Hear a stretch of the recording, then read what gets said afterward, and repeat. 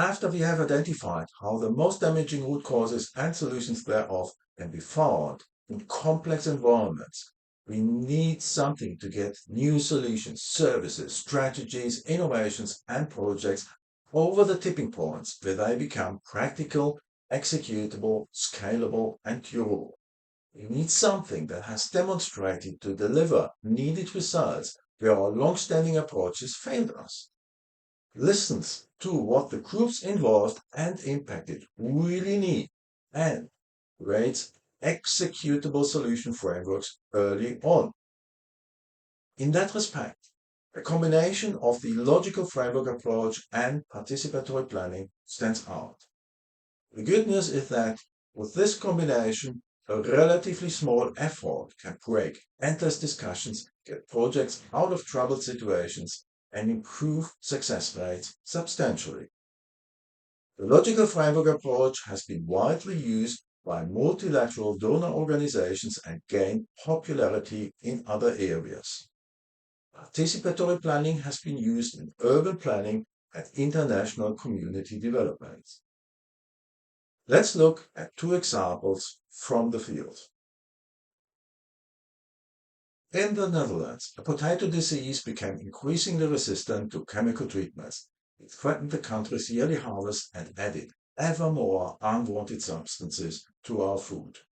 By trying to find a solution, 20,000 farmers, trade organizations, scientists, and government organizations were stuck in endless discussions and finger-pointing.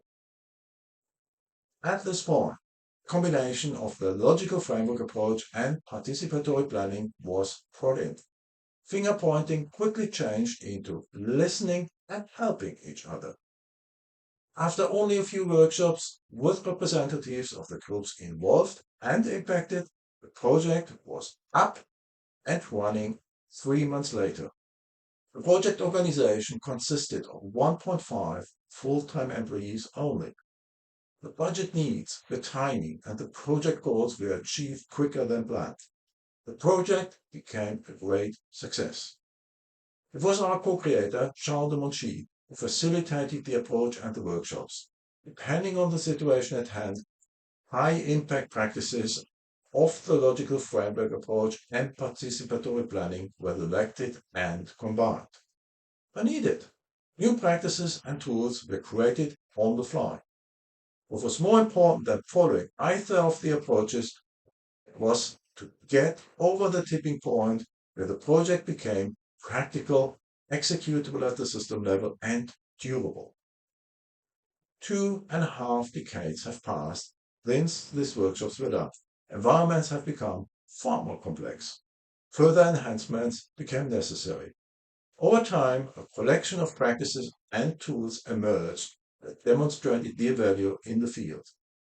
Charles' collection is available through the publication Collaboration in Networks, a toolbook for first movers.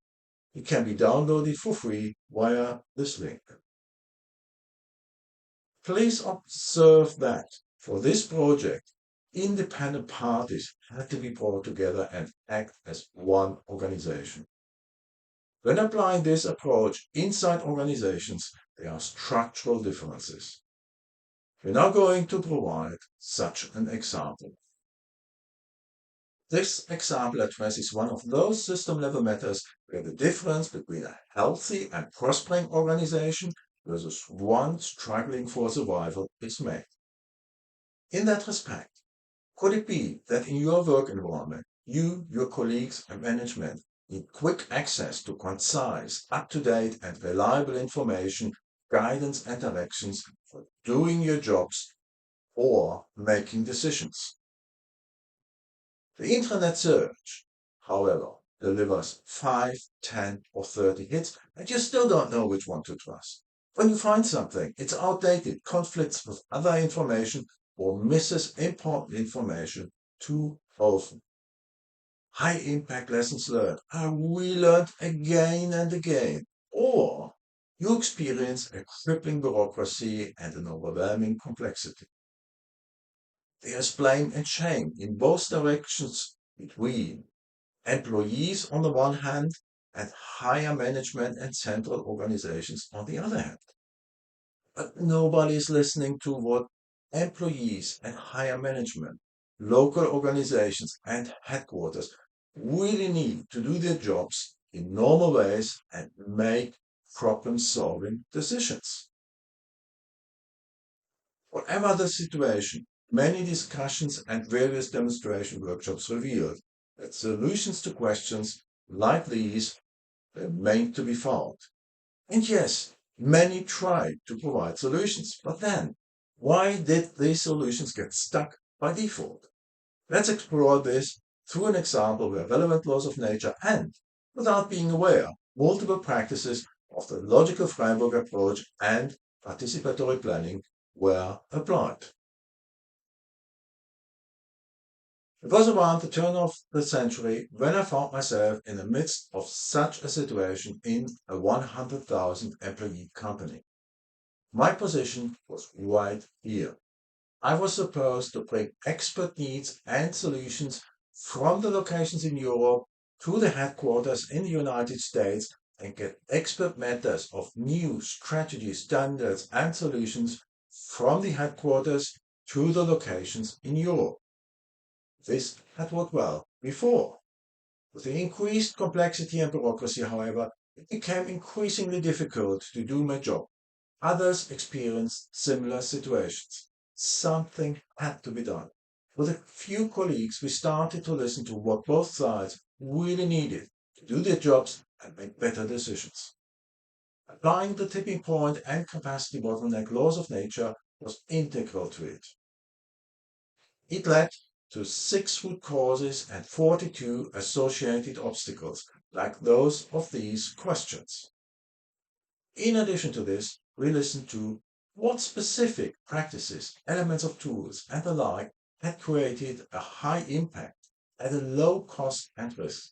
We didn't care where it came from. What mattered was that it had delivered needed results and whether multiple such elements could complement each other for far greater value than each practice or element on its own. At the time, value creation wasn't just about money, but also about pattern-based value, like improving project success rates by integrating lessons learned in decision-making, higher productivity through motivated employees, and returning clients. With this approach, it was surprisingly easy to find a solution framework. Results were European employees found the latest version of global strategy standards and the likes, author updates and lessons learned within a few mouse clicks, even with 1,000 documents in the central repository. Employees came on board as they saw that their contributions had an impact. This systemic listening turned out to be one of the most powerful communication techniques to motivate people and get them on board. Bureaucracy was reduced and prevented by creating natural process flows like this one. A hard to ignore guiding question in a global governance process prevented the creation of a highly bureaucratic and complex global process and drove central organizations to proactively listen to what was needed in the field and integrate this into their designs. The question was this: how can we see that the proposed global strategy, solution, or service is executable for the European target audience? Bureaucracy was further reduced by applying an old writing style and layout for guidance and directions. In the case of a highly complex matter, the usual documentation changed from 600 plus pages to 60. The usual writing style was this: if this is a situation, you must do that. The applied writing style was: if this is a situation, here's a boundary within which decisions can be made. And here is why it makes sense to stay within this boundary. With that, multiple foundations to make agile yet reliable decisions were in production. Last but not least, there's a question of how much effort was needed to operate this solution. Implementation and operations for the 30,000 European employees were largely done with only 5 people. But then, after about 4 years of operation and after we've just recreated agile yet reliable decision-making to a degree, something changed. And looking back, this is what happened. Clients demanding compliance with the traditional best practices. Those were designed for boxes and based on exact practices. This received priority and funding. Our solution was designed for the system level and based on open practices. Despite our justifications had been accepted before, they were insufficient to keep this solution in place. As at the time we had no clue what was going on, we couldn't respond accordingly. Our solution disintegrated.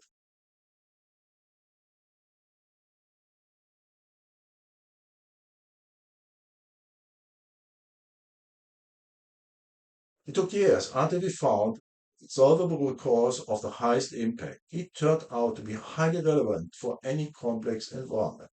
Here it is. But our solution remained the same, slow but exponential growth of complexity and bureaucracy in other places had moved the environment beyond the level 2 tipping point of complexity. This is something hard to spot, but of utmost importance. Let's repeat it. Our solution remained the same, slow but exponential growth of complexity and bureaucracy in other places that moved the environment beyond the level 2 tipping point of complexity. This leads to the same question we asked in Manifesto Part 3.3, but in a slightly different context. How can any organization function properly when a small number of obstacles, like those of these questions, is sufficient to cause structural disconnects between processes and organizations? The overall situation is like illustrated by this non-functional bridge of disconnected processes and lost communications. We now look at why so many solution attempts to these matters got stuck over the previous 2 decades. It becomes apparent why this happened. It happened because the tipping point law of nature and its consequences were missed. That's in particular switching to open practices and designing solutions such that they get over the tipping point, where they become practical, executable, and durable at the system level.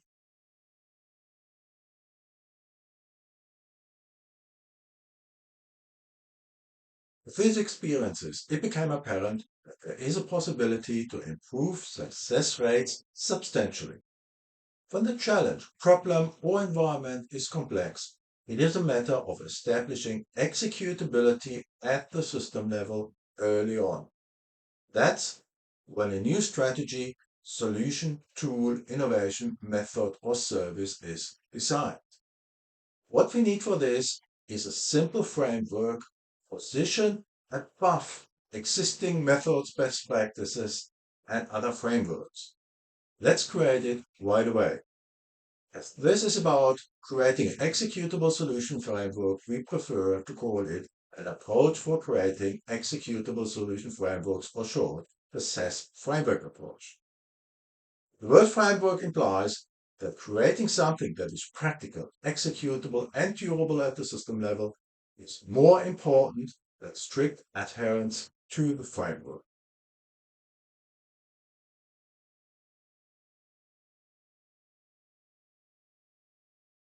Prerequisites of the CES framework approach are a facilitator who is a system thinker, basic knowledge of common laws of nature and root causes in complex environments, and is trained in the difference-making practices of the CES framework.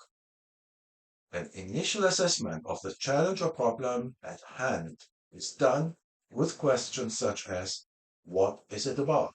What works well? What are the expectations? What are the complaints, problems, root causes, and needs? Actors and possible participants for interviews and workshops are identified. Actors can be anyone with a role, interest, or influence. Next, there is the identification of knowledge and experience gaps and how they will be closed. This is needed to get over the tipping point where the to-be-identified solution framework becomes practical, executable, and durable at the system level. Typical gaps are lack of knowledge about relevant laws of nature and their practices, common root causes of the highest damage in complex environments, highest impact solutions to the root causes, how to navigate to simple solutions when the environment or challenge is complex, skill needs for solving complex problems, and core human values and essential behaviors. To overcome strongly held beliefs and close knowledge and experience gaps, these further questions should be answered. How many workshop participants should be educated or coached in the identified knowledge and experience gaps? Should one or two external experts participate in the workshops? What further pre-work should be done to position the workshops for an optimum outcome?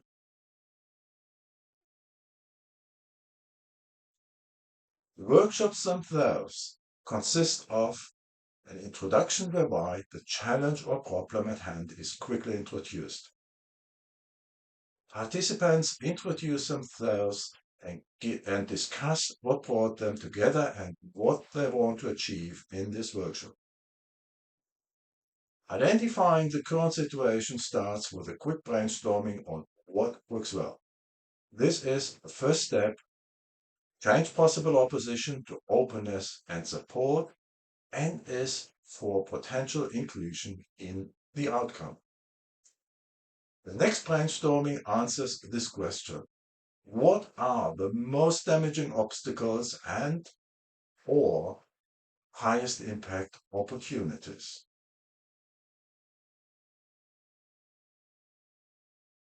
As the internal knowledge is exhausted and knowledge or experience gaps may exist, external knowledge such as high to highest impact laws of nature and root causes are brought in. The workshop participants decide whether external contributions are relevant. Only relevant contributions will be added.